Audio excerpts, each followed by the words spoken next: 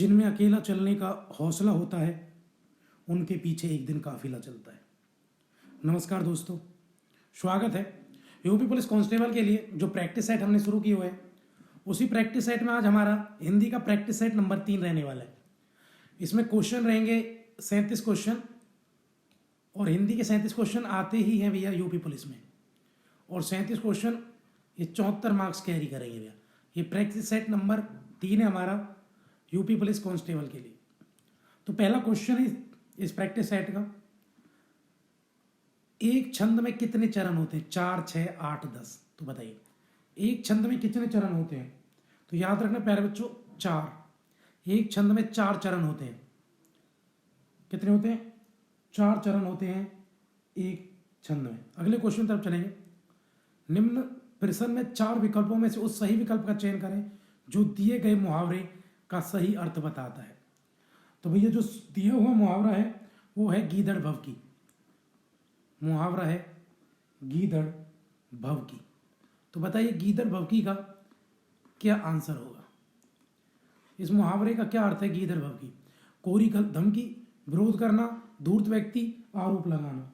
तो इसका होता है कोरी धमकी, यानी जिस धमकी कोई आधार ना हो उसको कहते हैं गीदड़ भव की, यानी कोरी धमकी। अगले क्वेश्चन की तरफ चलते हैं। अगला क्वेश्चन है, रस का संबंध किस धातु से होता है? सिर से, किर से, प्र से या मृ से? तो बताइए रस का संबंध किस धातु से होता है? तो होता है श्री से। पहला आंसर है। किससे संबंध होता है प्यारे बच्चों? संबंध होता है इसका सिर से। ठीक है, जिसका अर्थ होता है कि जो बहता है, जो चलता रहता है, तो वही होता है, सिर से शुरू होता है रस का संबंध। अगला क्वेश्चन, निम्न प्रश्न में 4 विकल्पों में से उस सही विकल्प का चयन करें जो निर्देश अनुसार वाक्य परिवर्तन वाला सही विकल्प है। तो बताइए हाथ ने केला खाया, हाथी ने केला खाया, सॉरी हाथी ने केला खाया। तो हाथी ने केला खाया कर्म वाच्य है, तो हाथी केला खाता है, या ये सही है? हाथी केला खा लिया, ये है। हाथी द्वारा केला खाया गया, या हाथी केला खाया। तो बताइए प्यारे बच्चों क्या आंसर रहेगा इसका? तो इसका सही आंसर क्या रहेगा? देखो पहला तो गलत है, हाथी केला खाता है और कर्म वाच्य। हाथी केला खा लिया, ये तो बिल्कुल ही गलत है। हाथी केला खाया, तो इसका सही अच्छा होगा। सबसे सही आंसर है भैया हाथी द्वारा केला खाया गया। हाथी के द्वारा केला खाया गया। इनमें से चिन्ह का अर्थ है आधा रुकना। तो आधा रुकना जो चिन्ह है इनमें से कौन सा है? ये चिन्ह, ये चिन्ह, ये चिन्ह है। तो बताइए कौन सा चिन्ह है? आधा रुकना का जो चिन्ह है प्यारे बच्चों, वो कौन सा चिन्ह है? तो याद रखना वो चिन्ह ये आधा रुकने का चिन्ह है।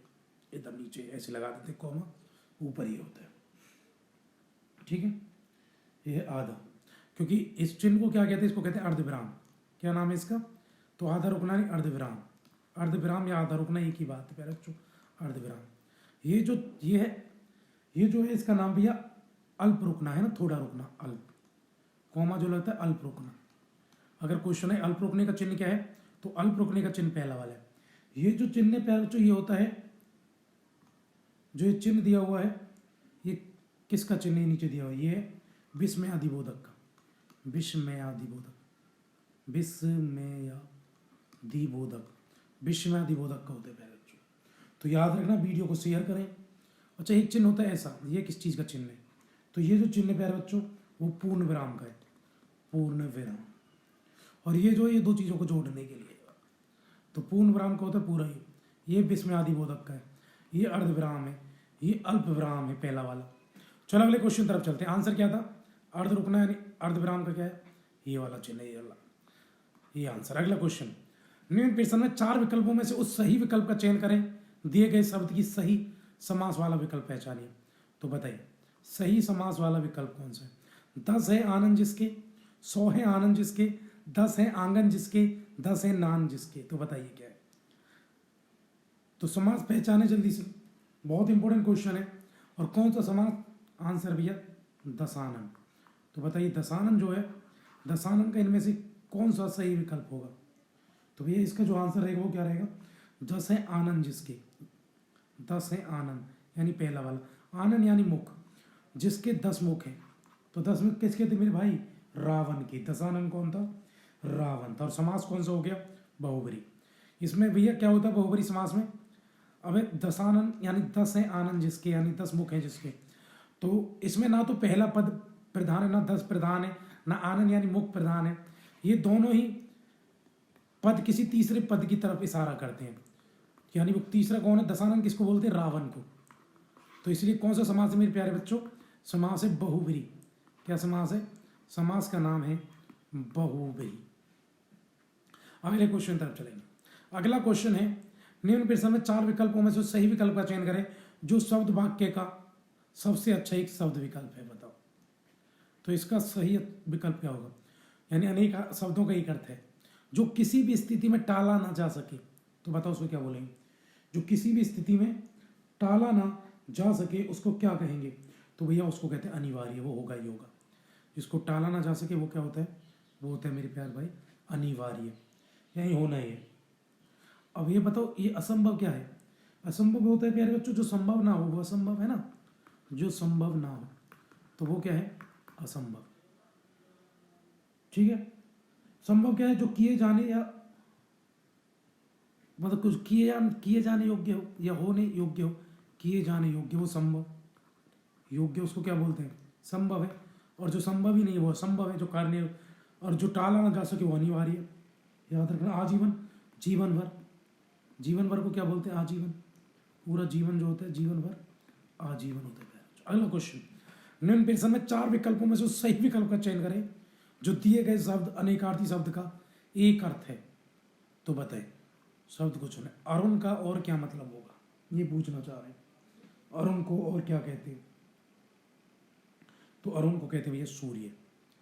अरुण का एक सूर्य है भैया। और सूर्य के अलावा और क्या है? अरुण को लाल भी कहते हैं मेरे भाई। लाल गिरे भी है ना। अरुण को सिंदूर के नाम से भी जाना जाता है। ठीक है, ये याद रखना, इंपॉर्टेंट है। अच्छा, आकाश के क्या क्या और समानार्थी शब्द हो सकते हैं? आकाश को भैया शून्य भी कहते हैं। आकाश क्या है? शून्य। इसको सोना भी कहते हैं आकाश को। इसको स्वर्ण भी कहते हैं। तो याद रखना, इंपॉर्टेंट। मतलब सॉरी, सोना का स्वर्ण होगा ना। आकाश का शून्य है, सोना का स्वर्ण होता है। यही तो है। इसको थोड़ी ना कहते आकाश को शून्य कहते हैं। अच्छा, गोद को अंक भी कहते हैं। अंक में बैठना है, गोद में बैठना। तो याद रखना। अरुण की क्या है? लाल सिंदूर। सूर्य के लाल सिंदूर, अरुण ये एक ही बात है। आकाश को शून्य भी कहते हैं। ठीक है, आकाश को अंतरिक्ष भी कहते हैं। याद रखना। सोना को स्वर्ण कहा जाता है। अंक, गोद को क्या कहते हैं? अंक। अगले क्वेश्चन तरफ चलते हैं। अगला क्वेश्चन क्या? नीचे प्रश्न में 4 विकल्पों में से अधिकरण कारक की विभक्ति चाहिए। बताओ अधिकरण का क्या मतलब होता है? बताएं जल्दी, बहुत इंपॉर्टेंट है। अधिकरण का क्या मतलब होगा? तो बताएं अधिकरण क्या होता है? तो पढ़ो, कर्ता ने कर्म को करण से, कर्ता ने कर्म को करण से। अधिकरण में क्या होगा? अधिकरण में होता है ना मे पर। अधिकरण मे पर। संबोधन है अरे। तो क्या आंसर होगा? मे पर है। निम्न प्रश्न पर 4 विकल्पों में से सही विकल्प का चयन करें जो बताता है कि कौन सा पुरुषवाचक सर्वनाम का भेद नहीं है। तो इनमें से कौन सा पुरुषवाचक सर्वनाम का भेद नहीं है? तो बताएं जल्दी से क्या आंसर रहेगा पहले बच्चों, जल्दी से बताएं। इनमें से कौन सा पुरुषवाचक सर्वनाम का भेद नहीं है? तो वह अति उत्तम। क्या है वो? वो है अति उत्तम। अति उत्तम क्या है? ये पुरुषवाचक सर्वनाम का भेद नहीं है। और बाकी सब है। अन्य पुरुष भी है, मध्यम पुरुष भी है, उत्तम पुरुष भी है। तो कौन सा नहीं है? ये। तो याद रखना, अति उत्तम क्या है? ये तत्पुरुष पुरुषवाचक सर्वनाम का एग्जाम्पल नहीं है, पुरुषवाचक। अगला, निम्न प्रश्न में 4 विकल्पों में से सही विकल्प का चयन करें जो बताता है कि क्रिया भूतकाल से शुरू होकर अभी अभी समाप्त हुई है। तो बताइए क्या बोलते हैं उसको? कि भूतकाल में क्या कोई कार्य शुरू हुआ था और अभी अभी समाप्त हो गया, तो उसको कहते हैं भैया आसन्न भूतकाल। जो भूतकाल में शुरू हुआ अभी अभी समाप्त, उसको क्या कहेंगे? उसको कहेंगे प्यारे बच्चों आसन्न भूतकाल। ठीक है, जो अभी अभी समाप्त हुआ है। जैसे मैं कह दूं कि मैं क्या बोल दूं? मैं बोल देता हूं कि मैं घर से आया हूं, है ना। मैं ऐसे बोल दूं मैं घर से आया हूं, तो अभी अभी, तो वो क्या? आसन्न भूतकाल, मैं घर से आया हूं। तो याद रखना। और सामान्य भूतकाल क्या है भैया? जो समय बीत कर खत्म हो चुका है उसको सामान्य भूतकाल कहते हैं। और जैसे मैं कह दूं जो काम समाप्त हो गया, मैंने खाना खाया, खत्म हो चुका, मैंने खाना खाया, उसे सामान्य भूतकाल कहते हैं, याद रखना। अच्छा, अपूर्ण भूतकाल क्या कहते हैं, किसको कहेंगे? अब ये कि भैया जो कार्य भूतकाल में पूरा नहीं हो, अपूर्ण वही कि पूरा नहीं हो या भूतकाल में। अगर एग्जाम्पल करूं तो क्वेश्चन क्या होगा, राजू, ऐसे मैं एक एग्जाम्पल में बात कर रहा हूँ, राजू सो रहा है, तो भूतकाल से सो रहा है, तो अपूर्ण भूतकाल कार्य पूरा हुआ नहीं, तो इसको कह सकते हैं। अच्छा, पूर्ण भूतकाल जहाँ कार्य हो गया हो, जैसे वह दिल्ली गया था, तो खत्म हो चुका है भूतकाल में, पूर्ण भूतकाल, वह दिल्ली गया था, ऐसे मैं बोल दूं तो ये, तो अपन भूतकाल में भैया वो कार्य समाप्त नहीं हुआ, भूतकाल से चल रहा है। पूर्ण भूतकाल जो कार्य समाप्त हो, सामान्य भूतकाल कि भैया जो कार्य भूतकाल में समाप्त हो चुका है। आसन भूतकाल जो भूतकाल से चल रहा है और अभी अभी समाप्त हुआ है। अगले क्वेश्चन की तरफ चलें। अगला क्वेश्चन है, निम्न प्रश्न में वाक्य की संरचना के आधार पर भेद बताएं। वाक्य की संरचना के आधार पर भेद, अनु ने देखकर निबंध लिखा, तो बताइए वाक्य की संरचना के आधार पर भेद, अनु ने देखकर निबंध लिखा, इसको कृदंत क्रिया कहते हैं, पूर्वकालिक क्रिया कहते हैं, नाम धातु क्रिया कहते हैं, संयुक्त क्रिया कहते हैं। बताइए, अनु ने देखकर निबंध लिखा, तो जल्दी बताएं क्या आंसर इसका रहेगा, जल्दी से बताएं कि अनु ने देखकर निबंध लिखा, तो भैया ये पूर्वकालिक क्रिया है। कैसी है? पूर्वकालिक क्रिया। ये क्या है कि अनु ने देखकर निबंध लिखा है, तो ये पूर्वकालिक क्रिया में, याद रखना। अगले क्वेश्चन तरफ चलेंगे। निम्न प्रश्न में 4 विकल्पों में से सही विकल्प का चयन करें जो दिए गए शब्द का स्त्रीलिंग शब्द है। बताओ, प्रबंधकर्ता का स्त्रीलिंग क्या होगा, क्या हो सकता है, बताएं क्या होगा? प्रबंध, प्रबंधकार्ती, प्रबंधकीन, प्रबंधकर्त्री या प्रबंधकर्ती, तो बताएं प्रबंधकर्ता का स्त्रीलिंग क्या रहने वाला है मेरे प्यारे बच्चों, जल्दी से बताएं। तो याद रखना इसका आंसर रहेगा प्रबंधकर्ती। प्रबंधकर्ता का क्या होगा? प्रबंधकर्त्री, कर्त्री होगा ना, कर्ती नहीं कर्त्री, तो ये नहीं होगा, कर्त्री होगा, ये गलत टाइप तो ये। तो क्या होगा भैया? प्रबंधकर्ता का जो सही स्त्रीलिंग होगा वो होगा प्रबंधकर्त्री, ये मात्रा भी है, कर्त्री, ये होगा। अगला क्वेश्चन, निम्न प्रश्न में 4 विकल्पों में से सही विकल्प का चयन करें बच्चों जो शब्द का सही बहुवचन पता। तो बताओ नेता का बहुवचन क्या होगा? नीति होगा, नीतो होगा, नेताओं होगा या नेता होगा, जल्दी से बताओ। तो नेता का जो फुल फॉर्म होगा तो नेताओं, क्या होगा इसका फुल फॉर्म होगा? नेताओं, याद रखना, नेताओं होगा इसका बहुवचन। अगला क्वेश्चन, निम्न प्रश्न में 4 विकल्पों में से सही विकल्प का चयन करें जो शब्द का सही बहुवचन के रूप वाला विकल्प है। तो बताओ ऋतु का क्या होगा? ऋतुएं, ऋतुओं, ऋतुओं या ऋतुआ, तो बताए ऋतु का क्या होगा? तो ऋतु का होगा भैया बहुवचन ऋतुएं, क्या होगा प्यारे बच्चों? ऋतु। अगला क्वेश्चन, स्वर रहित व्यंजन जब स्वर रहित व्यंजन से मिलता है तब क्या कहलाता है? तो बताओ स्वर रहित व्यंजन और स्वर रहित व्यंजन से जब मिले तो उसको क्या बोलेंगे प्यारे बच्चों? तो वो क्या कहलाता है? वो कहलाता है संयुक्त क्षार। तो क्या कहलाता है वो? पहला आंसर संयुक्त क्षार। जब स्वर रहित व्यंजन से मिलेगा तो उसको बोलते हैं प्यारे बच्चों संयुक्त अक्षर बोलते हैं। उसको क्या बोलते हैं? संयुक्त अक्षर, संयुक्त अक्षर, संयुक्त अक्षर या संयुक्त अक्षर बोलेंगे उसको। ठीक है, 2 अक्षर मिलेंगे। आगे चलते हैं, अगले क्वेश्चन की तरफ चलते हैं। अगला है, कौन सा व्यंजन नासिका द्वारा उच्चारित होता है? बताओ इनमें से नाक में से कौन सा बोला जाता है? ने, जय, जय या दे? तो बताओ कौन सा बोला जा रहा है? पहले ही बोला जा रहा है ना, अणे, अणे तो ये नाक से बोला जा रहा है। अगले क्वेश्चन चलो, वीडियो को शेयर करते रहिए, बहुत इंपॉर्टेंट क्लास है, बेहद इंपॉर्टेंट क्लास चल रही है, वीडियो को शेयर कर दो और ज़्यादा से ज़्यादा लोगों को जोड़ दे। अगले क्वेश्चन की तरफ हम चल रहे हैं। अगला क्वेश्चन क्या है जी? अगला क्वेश्चन आप लोगों के सामने, निम्न वाक्य विश्लेषण की किस अवस्था से है? तो बताओ विश्लेषण, विश्लेषण, विशेषण ना, विशेषण आएंगे तो भैया गलत, तो विश्लेषण नहीं विशेषण, ये मिस टाइपिस्ट की थोड़ी गलती है, विश्लेषण नहीं विशेषण। तो निम्न वाक्य विशेषण की किस अवस्था से? बताओ यह करेला कड़वा है, तो बताओ इसमें कौन सा विशेषण है? उत्तर अवस्था वाला है, मूल अवस्था वाला है, उत्तम अवस्था वाला है, अधिक अवस्था वाला है? तो बताइए यह करेला कड़वा है, तो ये कौन सी अवस्था वाला है? जल्दी बता दीजिए, बहुत इंपॉर्टेंट क्वेश्चन है, वीडियो को शेयर कर दीजिए भैया इसको कहते हैं मूल अवस्था वाला। ये कैसा है? ये मूल अवस्था वाला। प्यारे बच्चों वीडियो को शेयर करो जल्दी जल्दी। ये मूल अवस्था वाला है, यह करेला कड़वा है। क्योंकि जो उत्तर अवस्था होती है ना, उसमें भैया दो चीज़ों की तुलना होती है, या कह लो दो व्यक्तियों की तुलना होती है। तो उत्तर अवस्था में दो व्यक्तियों की तुलना होगी या दो चीज़ों की तुलना होती है, ठीक है, याद रखना। वो होती है उत्तरावस्था में। और उत्तमावस्था में क्या होती है? उत्तमावस्था में प्यारे बच्चों दो से अधिक वस्तुओं की होगी ना, दो से अधिक, दो की इसमें, तो दो से अधिक वस्तुओं की तुलना किसमें होगी? किसमें? उत्तमावस्था में। तो याद रखना, अगर ये कहा जाता करेला सबसे कड़वा है तो उत्तमावस्था, अगर ये कह देता करेला सबसे कड़वा है तो क्या होता प्यारे बच्चों? उत्तमावस्था। या ऐसे बोल देते ये कि यह करेला कड़वा, तो मूल अवस्था हो गया। नीम से कड़वा है, ऐसे कहते थे कि यह करेला किससे है? करेला नीम से कड़वा है, तो तुलना हो गई, नीम से कड़वा है। तो ऐसे करके तो भैया उत्तरावस्था में दो लोगों की तुलना होती है, और मूल अवस्था में सीधा ही बोल देते हैं। उत्तमावस्था में एक से अधिक चीजों की तुलना होती है। अगला क्वेश्चन, तुलसीदास जी द्वारा रचित प्रसिद्ध महाकाव्य का नाम बताएं। रामचंद्रिका, रामचरितमानस, अखरावाट या चंद्रसार? तो भैया वो लिखा रामचरितमानस लिखा है किसने? तुलसीदास जी ने। याद रखेंगे, इंपॉर्टेंट क्वेश्चन है। अच्छा, ये जो रामचंद्रिका का लेखक कौन है बताना थोड़ा। रामचंद्रिका किसने लिखा है? तो भैया एक केशव दास का है।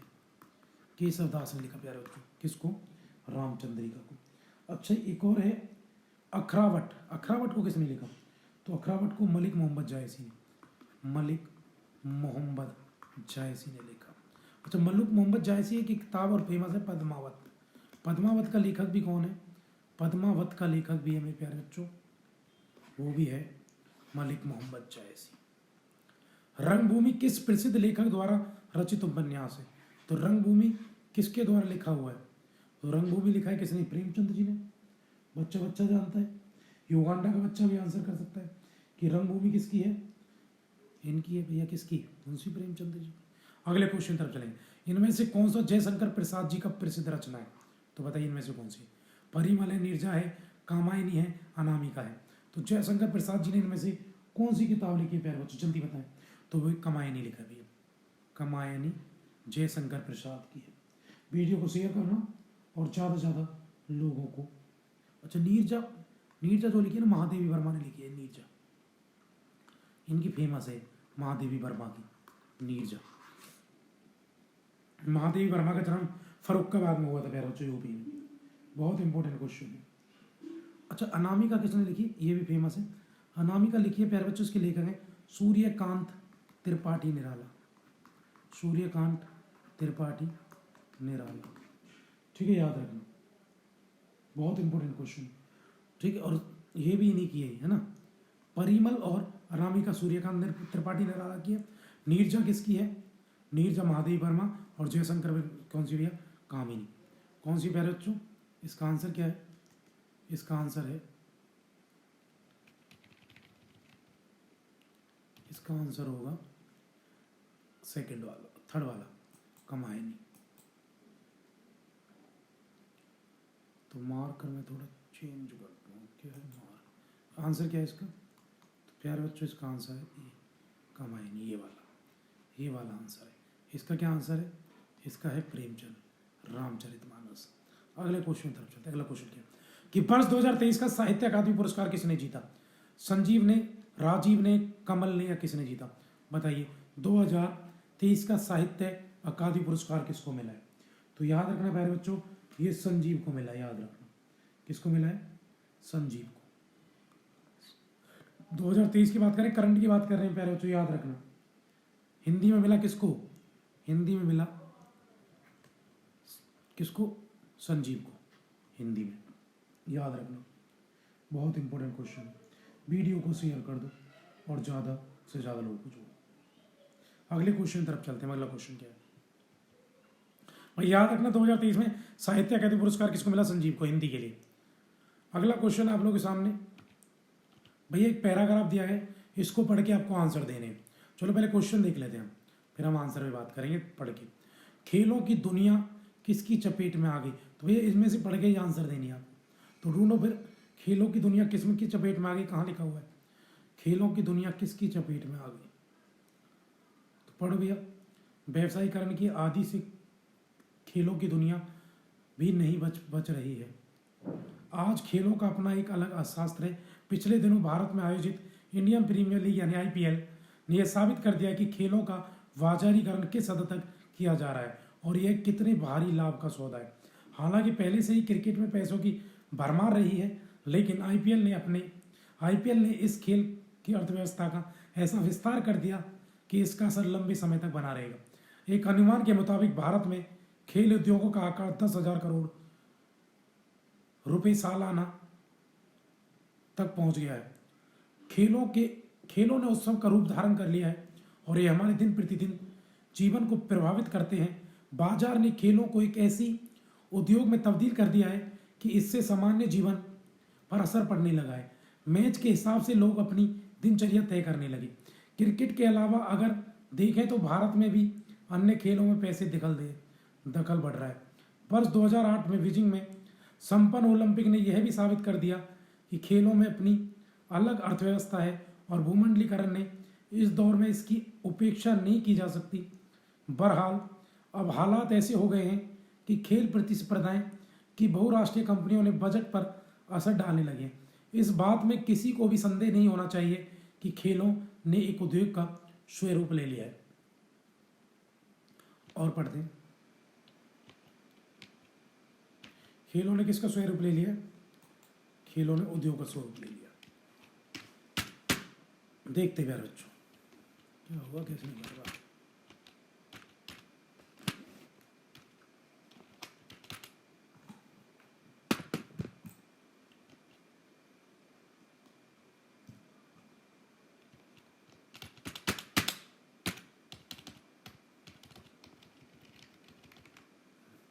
अभी देखते प्यारे बच्चों,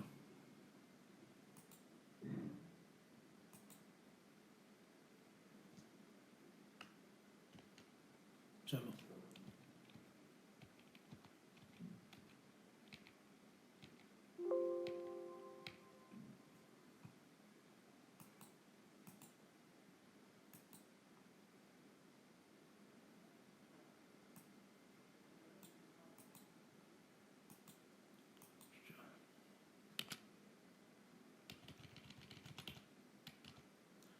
तो ये हम देख रहे हैं।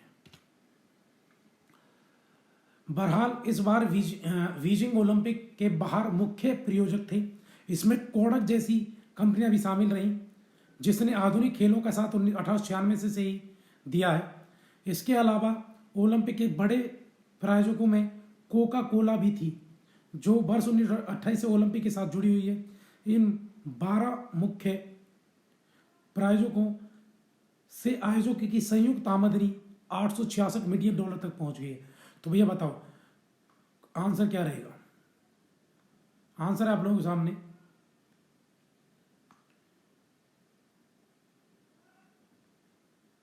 क्वेश्चन पढ़ते हैं, आंसर पे बात करें।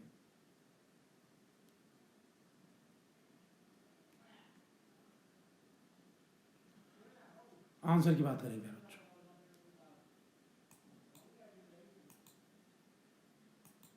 चलो, खेलों की दुनिया किसकी चपेट में आ गई है? भूमंडलीकरण की, समाजीकरण की, व्यवसायीकरण की, ओलंपिक की। भी व्यवसायीकरण हो चुका है, ये तो हमने पढ़ा। उसमें खेल की अर्थव्यवस्था को बढ़ावा किससे मिल रहा है? खेल उत्सव से, आईपीएल से, कोडक कंपनी से या उद्योगों से? तो बताओ खेल की अर्थव्यवस्था को किससे बढ़ावा मिल रहा है? तो भैया वो किससे मिल रहा है? अभी लिखा है खेल की अर्थव्यवस्था को किससे बढ़ावा मिल रहा है। अभी पढ़ा आपने, देखो यहाँ कहीं मिलेगा कि खेलों की अर्थव्यवस्था से कोई ऐसा विस्तार हो रहा है, लेकिन आईपीएल ने इस खेल का विस्तार तो किससे? आईपीएल से। किससे मिल रहा है प्यारे बच्चों? ये मिल रहा है आईपीएल से। अगला क्वेश्चन, बाजार का खेलों पर होने वाले प्रभाव का असर किस प्रकार दिखाई दे रहा है? अर्थव्यवस्था पर या व्यवसाय पर, आम लोगों पर या पर्यटन पर? बताएं तो किस पर दे रहा है? तो भी आम लोगों पर। किस पर प्रभाव डाल रहा है? बाजार का खेल होने का प्रभाव, असर किस पर दिखाई दे रहा है? आम लोगों पर दिखाई दे रहा है प्यारे बच्चों। अगला क्वेश्चन, खेल प्रतियोगिता लिखा हुआ है उसमें पढ़ा, खेल प्रतियोगिताओं प्रतिस्पर्धा का किससे के बजट पर असर पड़ रहा है? बहुराष्ट्रीय कंपनियों के, राष्ट्रीय कंपनियों पर, आम जनजीवन पर, राजनीति के लोगों पर।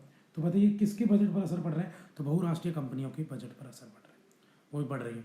विभिन्न प्रायोजकों किसकी संयुक्त आमदनी में इजाफा हुआ? आयोजक की, जनता की, लोगों की, सरकार की। तो ये बताइए, तो आयोजक जो क्या करवाते हैं, जो खेलों का आयोजन करवाते हैं उनका। अगले क्वेश्चन की तरफ चलते हैं। अगला क्वेश्चन है, ये क्वेश्चन था अगला क्वेश्चन भैया, इस पैराग्राफ से ये क्वेश्चन था। अगला है, निम्न प्रश्न में 4 विकल्पों में से उस सही विकल्प का चयन करें जो दिए गए पद्य के उचित अलंकार के रूप का सबसे अच्छा विकास है। तरनी, तनुजा, तटतमाल, तरुवर या बहुछाय। तो भैया बताओ, जो अलंकार इनमें से कौन सा? तरनी, तनुजा, तटतमाल, तरुवर, बहुछाय। एक साथ पढ़ो इसको, तरनी, तनुजा, तटतमाल, तरुवर, बहुछाय। तो कौन सा अलंकार है बताओ, जल्दी से बताएं प्यारे बच्चों, इसमें कौन सा अलंकार रहने वाला है? बेहद इंपॉर्टेंट क्वेश्चन। तरनी, तनुजा, तटतमाल, तरुवर, बहुछाय। तो भैया इसमें अनुप्रास अलंकार है। कौन सा अलंकार मिलेगा प्यारे बच्चों? इसमें मिलेगा अनुप्रास, पहला ही। तरनी, तनुजा, तटतमाल, तरुवर, बहुछाय। तो ये ही इसमें कौन सा है? यही है अनुप्रास अलंकार भी। क्योंकि क्या होता है भैया, किसी भी शब्द की बार बार पुनरुक्ति होती है, जैसे तय तय तय तय इसमें आ रहा है, तो वो अनुप्रास अलंकार की तरफ। किस शब्द की बार बार क्या हो, पुनरुक्ति हो, तो समझ लेना वो कौन सा है, वो है अनुप्रास अलंकार। याद रखना, एक ही शब्द को कई बार लिखा जाए। अच्छा, यमक अलंकार क्या होता है? अनुप्रास में ये होता है कि भैया, यमक में वो होता है कि जब एक शब्द दो बार, एक शब्द या एक शब्द 2 बार प्रयोग हो और दोनों बार अलग अर्थ हो। एक शब्द 2 बार प्रयोग हो और दोनों ही बार उसका क्या हो, दोनों ही बार अलग अर्थ हो, तो भैया ये मिलता है यमक अलंकार में। दोनों बार दो बार ही इसका अलग अर्थ हो। एक शब्द 2 बार प्रयोग करो, अलग अलग अलग बताता हो, तो वही यमक है। श्रेष्ठ अलंकार क्या होता है प्यारे बच्चों? इसमें होता है भैया, जब क्या हो, एक शब्द के कई अर्थ निकलते हैं। यहाँ तो क्या 2 शब्दों का एक अर्थ है, यहाँ जब एक ही शब्द के कई अर्थ निकलते हो, एक शब्द के कई अर्थ, तो समझ लेना वो है श्रेष्ठ अलंकार। उपमा अलंकार में क्या होता है प्यारे बच्चों? उपमा अलंकार में होता है कि भैया आप ये कह लो, क्या दिखाते, किसी धर्म की समानता दिखाएंगे, वस्तु की समानता दिखाएंगे, ठीक है, एक वस्तु की दूसरी वस्तु के समान उसको दिखाएंगे। जैसे एग्जाम्पल अगर मैं बात कर लूँ तो क्या है, सागर सा गंभीर हृदय। देखो ना, सागर की कल्पना किससे कर दी? सागर सा गंभीर हृदय, हृदय से। तो 2 चीजों की कल्पना हो गई, तो वो कौन सा है? वो उपमा अलंकार है। ठीक है प्यारे बच्चों, याद रखना। श्लेष मैंने कहा था, श्लेष में बताया था मैंने, जब एक ही शब्द के कई अर्थ निकलते हो। जैसे एग्जाम्पल में मैं अगर बात कर लूँ तो रहीमन पानी राखिए, बिन पानी सब सोन, पानी गए न उबरे, मोती मानुष चोन। तो इसमें क्या होगा प्यारे बच्चों? श्लेष, इसमें क्या एक ही शब्द के पानी के अलग अलग अर्थ निकल रहे हैं। यमक में क्या है कि भैया जब क्या है, एक शब्द 2 बार प्रयोग हो, अर्थ क्या हो, अर्थ उसका सेम हो। जैसे 3 बेर खाती थी, 3 बेर खाती थी, 3 बेर खाती है। तो 3 बेर खाती है और 3 बेर खाती है, तो मतलब 3 बेर का मतलब 3 टाइम खाना, दूसरा बेर यानी खाने वाला फल। तो अलग अलग अर्थ लिखना लग। तो ये अगले क्वेश्चन तरफ चलते हैं प्यारे बच्चों। निम्न प्रश्न में 4 विकल्पों में से उस सही विकल्प का चयन करें जो रेखांकित शब्दों का अपव्यय का भेद हो। तो बताओ, रेखांकित शब्दों के अपव्यय का भेद। आज दिन भर वर्षा होती रही, तो बताएं, तो अपव्यय का भेद कौन सा है? तो जल्दी बताएं। आज दिन भर वर्षा होती रही, तो ये क्रिया विशेषण अपव्यय है। कौन सा अपव्यय। तो कौन सा अपव्यय है? ये क्रिया विशेषण अपव्यय है। आज दिन भर, पूरे दिन वर्षा होती रही, तो ये क्या है? इसका आंसर है प्यारे बच्चों, पहला वाला आंसर है। क्या आंसर है इसका? इसका आंसर होगा पहला वाला। इसका आंसर है फर्स्ट, ये इसका आंसर भी है फर्स्ट। अगले क्वेश्चन तरफ चलते हैं। अगला, निम्न प्रश्न में 4 विकल्पों में से सही विकल्प का चयन करें जो अशुद्ध वाक्य का शुद्ध रूप का सबसे अच्छा विकल्प है। तो बताइए, आप नानी के घर जाओ, तो इसका सही शुद्ध रूप क्या है? आप नानी के घर जाइए, आप नानी घर जाओ, आपने नानी के घर जाना है, आप नानी के घर जाओ। तो बताइए प्यारे बच्चों क्या होगा? तो होगा आप नानी के घर जाइए, ये होगा। बाकी तो देखने में गलत है कि नानी के घर जाओ क्या मतलब है ना, आपने नानी के घर जाना है, गलत है। आप नानी के घर जाओ, ये भी गलत है, तो पहला ठीक। निम्न प्रश्न में 4 विकल्पों में जो सही विकल्प का चयन करें जो दिए गए शब्द का सही समान अर्थ होता है। कौशल, कौशल का सही समान अर्थ क्या है? तो वो है दक्षता। कौशल का क्या है? कौशल का है दक्षता। कौशल का है दक्षता। निम्न प्रश्न में 4 विकल्पों में से सही विकल्प का चयन करें जो सही विकल्प अवगुण शब्द उपसर्ग है। तो बताओ अवगुण शब्द, इसमें उपसर्ग क्या है? पहले तो ये समझो उपसर्ग होते क्या है। भैया उपसर्ग लगे होते हैं शब्द में आगे। क्या होते हैं? शब्द में जो आगे लगे होते हैं वो उपसर्ग है। प्रत्यय क्या होते हैं? प्रत्यय भैया पीछे लगे होते हैं। प्रत्यय क्या होते हैं? पीछे लगे होते हैं। तो बताओ अवगुण में उपसर्ग कौन सा है? गुण है, ए है, अब है या नहीं है, अणे है? तो जल्दी से बताएं, वीडियो को शेयर कर दें। बहुत इंपॉर्टेंट क्लास है भैया, ज़्यादा से ज़्यादा लोगों को वीडियो को शेयर करें आप लोग। बिल्कुल सिलेक्शन में निश्चित ही आप लोगों को इससे मदद मिलेगी। तो बताएं इसमें क्या है? तो याद रखना जो आगे तो अवगुण, गुण में आगे लगा हुआ है तो क्या है? अवगुण अवगुण क्या है? उपसर्ग है। निम्न और गुण क्या है? प्रत्यय। निम्न 4 में से 4 विकल्पों में से उस सही विकल्प का चयन करें जो प्रत्यय से नहीं बना। तो इनमें से प्रत्यय नहीं लगा है, उसमें बाकी प्रत्यय लगा होगा। तो बताएं कौन सा है वो? तो भैया जो है, जो प्रत्यय से नहीं बना वो है प्रत्यय यानी पीछे लगा हुआ, तो वो है सफल। सफल नहीं बना है प्रत्यय से, बाकी सब में कोई ना कोई प्रत्यय जरूर है। जैसे अगर मैं बात करूं लालिमा की, लाल प्लस में ईमा, तो ईमा प्रत्यय है इसमें। मैं बात करूं किसकी? टुकड़ी की, टुक प्लस में मतलब टुकड़ा प्लस में ई, ऐसे टुकड़ा प्लस में ई, तो ये क्या बना? ई क्या है? प्रत्यय है। शक्तिमान की बात करूं, शक्ति प्लस में मान, तो मान क्या है? लेकिन सफल में ऐसा कोई भी आपको नहीं देखने को। अगला क्वेश्चन, निम्न प्रश्न में 4 विकल्प हैं जो सही विकल्प का चयन करें जो शब्द का सही तद्भव है। भैया तद्भव क्या होता है? तद्भव वो है जो संस्कृत के शब्द कुछ परिवर्तन के साथ हिंदी में प्रयुक्त किए गए, और तत्सम वो है जो सीधे के सीधे ही हिंदी में प्रयुक्त हो गए। तो बताइए इनमें से कौन सा शब्द सही तद्भव शब्द है? बताएं। और किसका? ग्राम का। तो बताओ ग्राम का सही तद्भव का क्या होगा? शहर होगा, सड़क होगा, गांव होगा, खेत होगा। तो गांव क्या है? ग्राम का सही तद्भव है। ग्राम तत्सम ये तद्भव। अगला क्वेश्चन, निम्न प्रश्न में 4 विकल्पों में से सही विकल्प का चयन करें जो विपरीत अर्थ वाला विकल्प चुनिए। तो बताओ विपरीत अर्थ वाला विकल्प आपको चुनना है, और वो कौन सा है? वो है बंधन।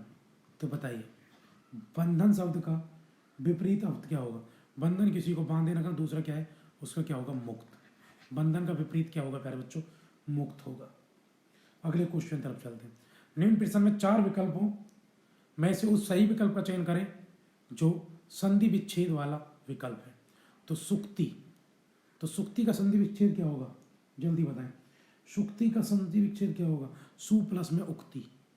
क्या होगा प्यारे बच्चों? सु प्लस में उक्ति पहला, ये होगा सही संधि विच्छेद, याद रखना। अगले क्वेश्चन तरफ चले। अच्छा ये बता इसमें कौन सी संधि है? ये दीर्घ संधि है ना, तो याद रखना आंसर है पहला वाला। अगला क्वेश्चन, निम्न प्रश्न में 4 विकल्पों में से उस सही विकल्प का चयन करें जो संधि विच्छेद वाला सही विकल्प है। तो धर्मात्मा की संधि विच्छेद क्या होगा? धर्म प्लस में आत्मा, ये धर्म प्लस में तमा, या धर्मात्मा। तो भैया सेम बिल्कुल सिंपल है, धर्म प्लस में आत्मा, ये वाला ये सही है, धर्मात्मा। अगर आपको हमारी वीडियो अच्छी लगती है, वीडियो को शेयर करें, सब्सक्राइब करें। भैया इससे पहले भी हिंदी की 2 वीडियो हमारे चैनल पर पड़ी हुई हैं, उनको भी जाके पढ़ें। जय हिंद, जय भारत।